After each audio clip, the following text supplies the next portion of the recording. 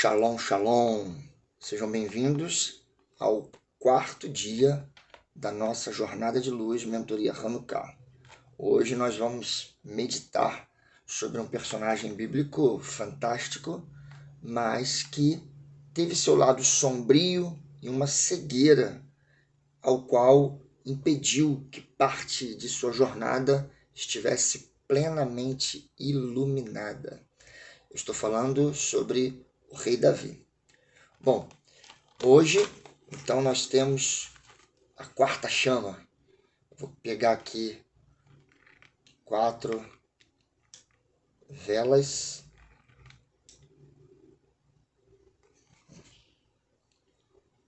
Essa que a gente já usou aqui, que as meninas selecionam as cores. Então, hoje, nós vamos usar uma quarta chama, né? Vamos, então, para uma ascensão maior de iluminação.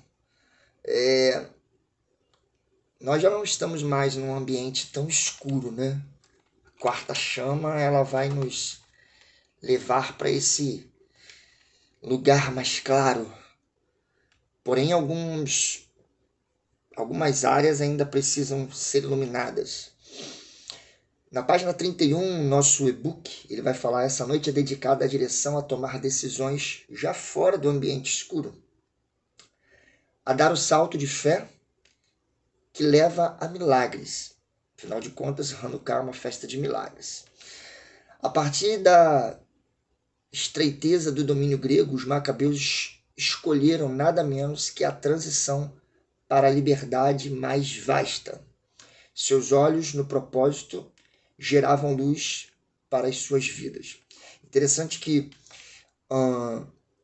estes dias eu coloquei o desenho da Olivia para assistir sobre a Guerra dos Macabeus. E para quem é pai e mãe aí, tem desenho muito legal em português. E ela virou e falou assim: pai, o exército grego era igual o Hamas? E eu falei assim: sim, eles estavam tentando perverter o costume do povo e também sufocá-los na sua fé. É o que hoje está acontecendo. E o que aconteceu foi que os sacerdotes, eles não se submeteram a isso. Seus olhos no propósito geravam luz para as suas vidas. E é isso que eu vou explicar. Por que o milagre aconteceu? O milagre só de um exército pequeno ganhar de um exército poderoso? Não. Da luz que foi multiplicada. Em Mateus capítulo 6, verso 22, o Messias fala que se seus olhos forem bons, todo o seu corpo será bom e cheio de luz. Aqueles sacerdotes tinham iluminação suficiente para gerar luz para as suas vidas. Assim, a gente descobre, né, aonde estão os nossos olhos, o foco do nosso coração. Há uma espécie de termômetro sobre a nossa kavaná, que é a inclinação do coração, a nossa avodá, o nosso serviço. E se os nossos olhos são a candeia do corpo, a gente está falando sobre isso. O Messias, ele no capítulo 6 de Mateus, que ele ensina a oração do Pai Nosso, ele toca nesse assunto depois de falar que não devemos estar preocupados com aquilo que vamos comer, com aquilo que vamos vestir. Ele cuida das aves do céu, ele cuida dos lírios do campo. E ele vai falando sobre toda uma questão de cuidado e preocupação em coisas materiais. E aí ele entra nessa parte: se porém os teus olhos forem maus, o teu corpo será tenebroso. Se portanto a luz que em ti há são trevas, quão grandes serão tais trevas? Ninguém pode servir 2 senhores, porque ou há de odiar um e amar o outro, ou se dedicará a um e desprezará o outro. Não podeis servir a Deus e a Mamon. Ele fala sobre o Deus da riqueza, das coisas materiais, Mamon, um Deus do consumismo, que atua muito nesse período dentro do ocidente do calendário gregoriano, né? Todo mundo está preocupado em gastar, comprar, fazer, etc. E a gente precisa tomar muito cuidado, ficar muito atento sobre isso, porque talvez nosso corpo não consiga alcançar essa grandeza de luz que está disponível nesse tempo. Por quê? Porque estamos com os nossos olhos direcionados para coisas erradas. Se os nossos olhos estiverem direcionados para aquilo que é luz, todo o nosso corpo terá luz. Se os nossos olhos estiverem colocados naquilo que não gera luz, ele será tenebroso. E aqui Yeshua não está falando sobre pecado sexual. Yeshua está falando sobre o Deus, as coisas materiais, que é o dinheiro. O amor ao dinheiro é a raiz de todos os males. E por que eu falei de Davi? Quando a gente lê esse texto, é muito comum falar que ele está ligado ao pecado da área sexual. Mas, na verdade, o pecado de Davi, de adultério da área sexual, foi em si uma consequência de quando os seus olhos deixam de estar na luz. E os olhos dele deixar de estar na luz não é ele olhar a mulher de Urias nua e querer deitar com ela e ter relações sexuais. O corpo de Davi passa a ser tenebroso quando a cegueira das distrações toma conta da vida dele, ele tira os olhos de sua missão. Segundo o livro de Samuel, no capítulo 11, é o texto que fala sobre isso. Na primavera, época em que os reis saíam para guerrear, a gente está falando do período de Pessah, no período de Shavuot, porque o início da abertura do calendário religioso, das mitzvot, dos Shabbatot, dos Moedins, ou seja, de toda aquela energia que a gente concentra para celebrar Pessah, para contar o Homer, para celebrar Shavuot, que é a festa da palavra, e do Ruach HaKodesh, a gente concentra muita força, é uma guerra. Houve uma guerra na saída do Egito. E a partir daí, então, a gente vai ver que na primavera é a época em que os reis saíam à guerra. Porque a abertura de um ciclo, de um calendário. Vou colocar aqui um bônus para a gente entender. A gente está na quarta chama e o 4 aponta para o tempo, porque no quarto dia, Deus criou os luminares para marcar tempos e estações. Se você ficar marcando tempo, estação pelo calendário romano, grego, você cada vez mais fica perdido. A gente está aí terminando o mês de Kislev, ligado à tribo de Benjamim, e a gente vai entrar em Tevet, terça-feira. Terça-feira é Rosh Chodesh, a cabeça do mês de Tevet. Você não pode estar distraído com o calendário gregoriano. Você tem que estar focado no calendário do Eterno. Ligado nas luzes que estão em crescente. Na terça-feira, a gente vai estar na sexta chama. Olha que poderoso. 6 aponta para o homem. E o homem precisa estar conectado com aquilo que o Eterno colocou.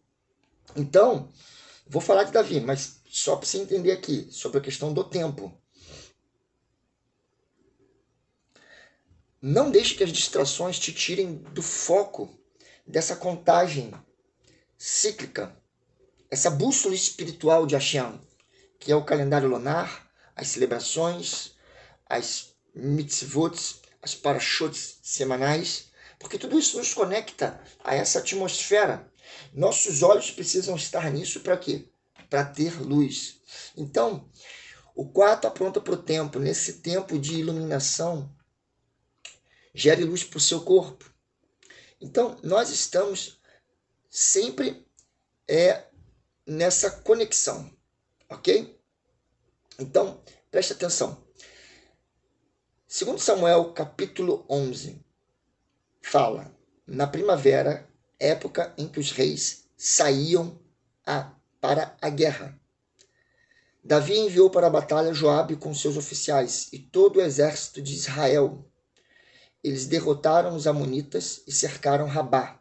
Mas Davi permanece em Jerusalém porque está com os seus olhos tomados pela cegueira da distração. O que faz o corpo de Davi ser tenebroso não é olhar a mulher de Urias e querer deitar com ela, mas sim tirar os olhos da sua missão, se distrair. As sombras sobre a vida de Davi não é simplesmente a imoralidade sexual. As sombras sobre a vida de Davi, na verdade, elas são aquilo que fez com que ele se acomodasse num tempo de guerra. Ele não discerniu o tempo.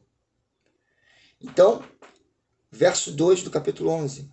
Uma tarde, Davi levantou-se da cama, e foi passear pelo terraço do palácio. Do terraço viu uma mulher muito bonita tomando banho e mandou alguém procurar saber quem era ela. Disse-lhe: é Batseba, filha de Eliã e mulher de Urias, o hitita. Davi mandou que trouxessem, se deitou com ela, que havia acabado de se purificar da impureza da menstruação, e depois voltou para casa. A mulher engravidou e mandou um recado a Davi, e você já sabe o final da história. Queridos, o que tornou a vida de Davi tenebrosa não foi essa relação sexual. O que tornou a vida de Davi tenebrosa não foi olhar a mulher do outro tomando banho. O que tornou a vida de Davi tenebrosa foi a cegueira da distração. Era para ele estar na guerra com os seus homens e ele ficou no palácio. O que tornava a vida de Davi sombria não era essas atitudes do capítulo 11 em diante, mas sim atitudes de acomodação quando deveria estar na guerra, distração, e todo esse contexto foi o que tornou os dias de Davi sombrios. Se os teus olhos tiverem luz, todo o teu corpo será luz. Se os teus olhos forem tenebroso, quão tenebroso será o seu corpo. Yeshua compara as trevas a Mamon, oposição ao Mashiach, que é o príncipe da luz, a luz do mundo. E aqui a gente pode refletir sobre várias coisas. O que te distrai nesse tempo? O que te distrai nessa estação? Você precisa estar com os olhos naquilo que o Eterno te confiou como missão. Nós não estamos no tempo da primavera do calendário bíblico, mas a partir do momento em que começa a Pêssar e todas as celebrações que o Eterno nos colocou como ordenança, é claro que Hanukkah não está nisso, mas nos conecta a uma agenda que não é nossa. O homem não está preso ao tempo e ao espaço. O Deus não está preso ao tempo e ao espaço, mas o homem está. E essas celebrações, elas são didáticas, pedagógicas, para que a gente possa sempre estar trazendo um pouco mais de luz para a nossa vida. Shavuot Tov, que você tenha uma semana de luz e que você siga firme no propósito de cada dia mais estar iluminando a sua vida e quem está à sua volta. Quarta chama, a cegueira da distração precisa ser dissipada e que você gere luz, não simplesmente fisicamente, mas espiritualmente. Olhe para a sua missão, olhe para o seu propósito, não se distraia com mamon e outras coisas mais. Shavuot Tov, uma boa semana. Shalom, shalom.